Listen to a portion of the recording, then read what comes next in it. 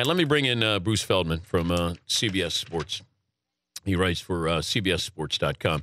You were in Baton Rouge as LSU roughed up Johnny Manziel and Texas A&M. The game plan against Manziel was what for LSU?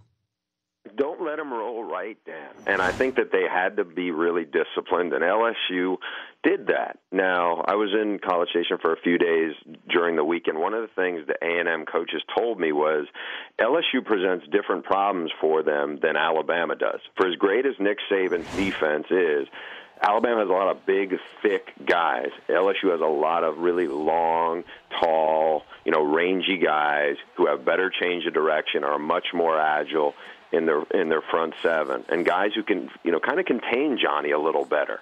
It was kind of a really wet, cold day, and A&M just never really looked in sync. There were there was a chance where Manziel had a wide open Mike Evans earlier in the game, which would have gone for a long touchdown. He missed them. There were some drop passes. They just never really got in sync. And, I think that's 8 quarters now that LSU has played Johnny Manziel, and he's only gotten 3 touchdowns on him. So, hats off to them. I mean, even though they had to replace a ton of guys who went to the NFL last year, they still got a bunch of great athletes. Any chance Manziel returns to A&M? No, I don't think so. Okay. I mean, no, definitely not. I mean, there would have to be some kind of injury. Even then, I don't think he's gone. He's outgrown College Station, but I didn't know. I had to ask. At least you didn't laugh when I said it, so I appreciate that, Bruce.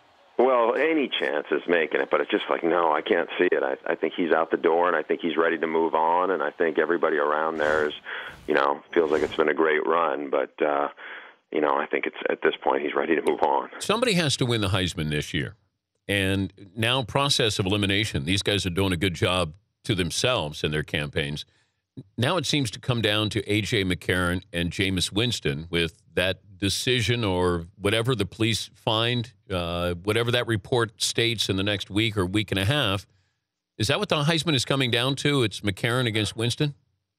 Yeah, I don't know if I would go that far. I feel like, if nothing happens to Jameis Winston in the legal system, I think he's going to win it. Mm-hmm. The part where I have I'm curious to see how this plays out is, and I've heard this the last few years where, to me, I'm a voter, I do not factor in character into it at all. And the reason is this.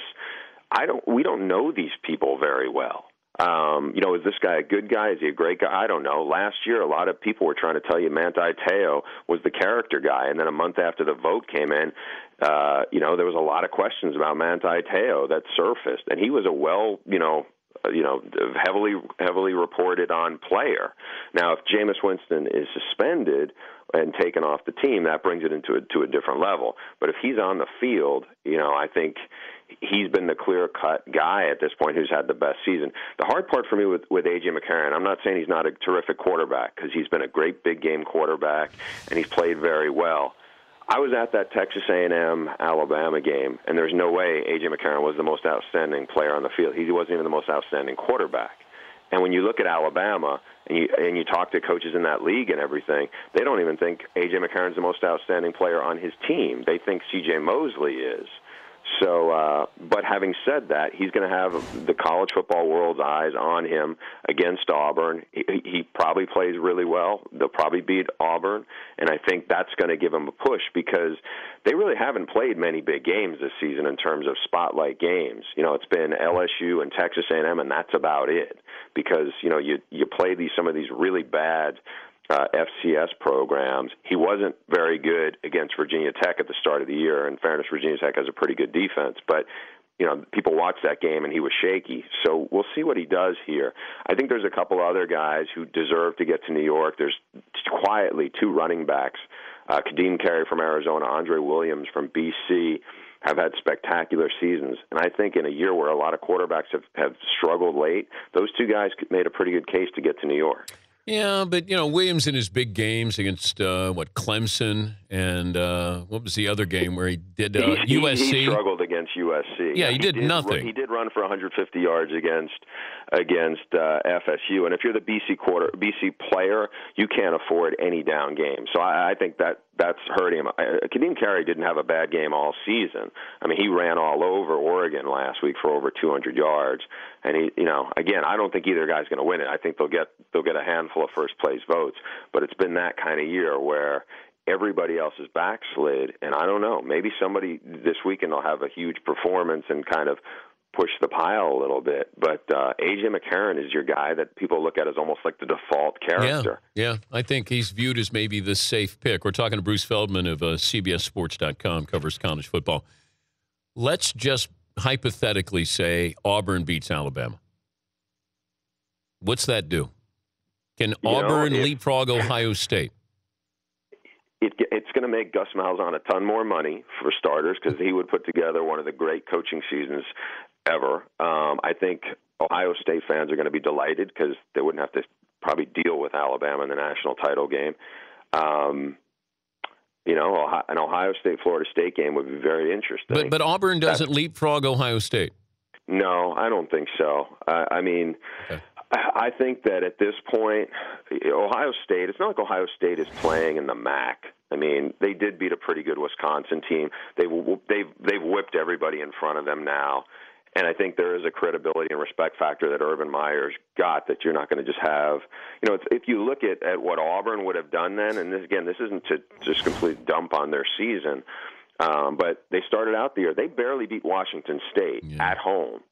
And people can say, they're much better than, well, hey, if we're going to count some of these games in September how Ohio State didn't look awesome, then we're going to have to count that with Auburn, too. Again, to me, there's a big, big difference between a one-loss team and an unbeaten team.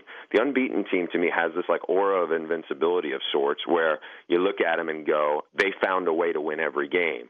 You can't say that about Auburn. I mean, it's not like they lost by a point in the game they lost to. Winning against Alabama would be the biggest win of the season, no question. But that win against Texas A&M, that doesn't look that great anymore. I mean, Texas A&M's got 3 losses and just got handled pretty easily by LSU. So, it's a good win. But I think when you consider what else Auburn's done, I don't think it's going to still be enough to trump them, even if they go into the SEC title game. Let's say they beat Missouri or beat South Carolina. People will look at this, if Auburn wins this weekend, and probably say, you know what, this hasn't been a great year for the SEC. It's because if you look at some of these teams, LSU had to reload a little bit. The traditional powers of the East, Florida and Georgia, have been really disappointing this year. So I think that would be a little bit of a knock on the SEC, and fair or unfair, I think that's going to be the reality of it. Ed Ogeron, USC, UCLA. How important is that game going to be for his career at USC? Oh, I think it's huge. It's their biggest rival. The fact that we've been talking about him having a legit shot, and he does have a shot at the job. I think when his team beat Stanford, never mind they won at Oregon State for the first time in like 10 years, but when they beat Stanford, I think that got a lot of people's attention. Now, did it prop him above Kevin Sumlin as being their top choice? I don't know about that. But did it bump him above, say, Jack Del Rio or Steve Sarkisian or perhaps James Franklin? I think it probably did. And there's a lot of people who look at it and go, well, he was so bad at Ole Miss. And look, I was around him, Dan, for a couple of years. It was like the atmosphere was toxic around there for a lot of reasons. But it's very different now. And now there's no guarantees that he would be able to sustain this. I mean, you're getting a lot of momentum about just basically not being Lane Kiffin. I mean, that's a big thing. And that works. I mean, look, that's, the Costanza mode has seemed to work there. And there's no guarantees that it would play out. But he's now doing very well in recruiting. There's some attention there. If he beats UCLA to finish this out, I mean, remember, this team was 0-2 in the Pac-12 when Lane Kiffin was fired. They would be 7-0 in the conference.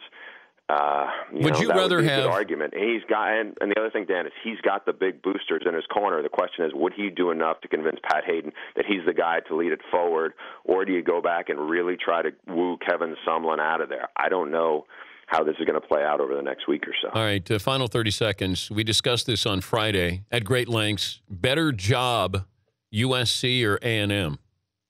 USC. You can dominate if you're Kevin Sumlin, you can dominate the Pac-12 South. it's really hard to dominate a division where Nick Saban's there. LSU's always going to get players. Auburn has got cranked back up.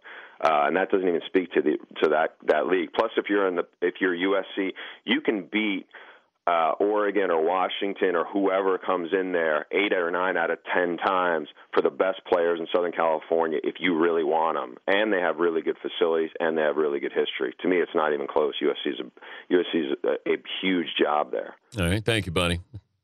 My pleasure. Thanks, Dan. All right. Bruce Feldman, CBSSports.com. The Dan Patrick Show, weekday mornings on Audience.